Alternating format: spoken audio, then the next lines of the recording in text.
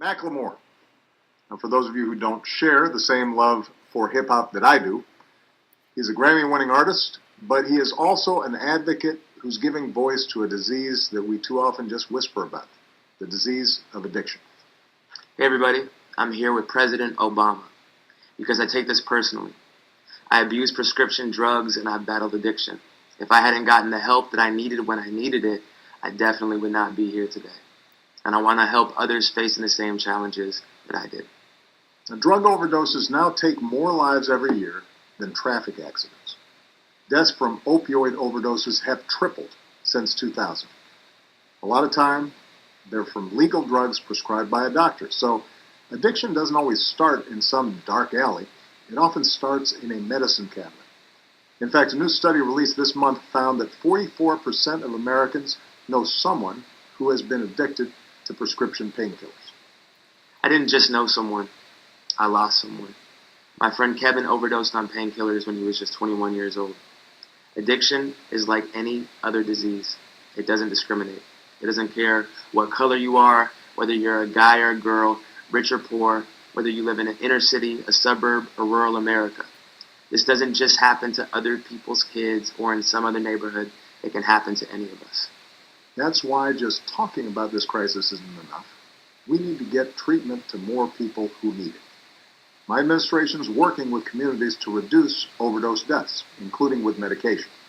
We're working with law enforcement to help people get into treatment instead of jail.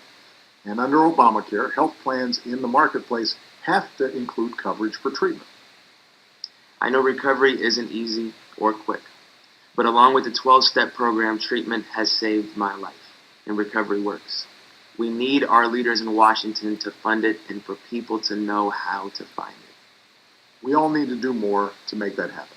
I've asked Congress to expand access to recovery services and to give first responders the tools they need to treat overdoses before it's too late. This week, the House passed several bills about opioids, which is great, but unless they also make investments in more treatment, it won't get Americans the help that they need. On top of funding, doctors also need more training about the power of pain medication they prescribe and the risks that those pain medications carry. Another way our country can help those suffering in private is to make this conversation public. When you're going through it, it's hard to imagine there could be anything worse than addiction. But shame and the stigma associated with the disease keeps too many people from seeking the help that they actually need. Addiction isn't a personal choice or a personal failing, and sometimes it takes more than a strong will to get better. It takes a strong community and accessible resources. The good news is there's hope. When we talk about opioid abuse as the public health problem that it is, more people will seek the help that they need. More people will find the strength to recover, just like Macklemore and millions of Americans have. We'll see fewer preventable deaths and fewer broken families. We have to tell people who need help that it's okay to ask for it. We've got to make sure they know where to get it. We all have a role to play. Even if we haven't fought this battle in our own lives, there's a good chance we know someone who has or who is.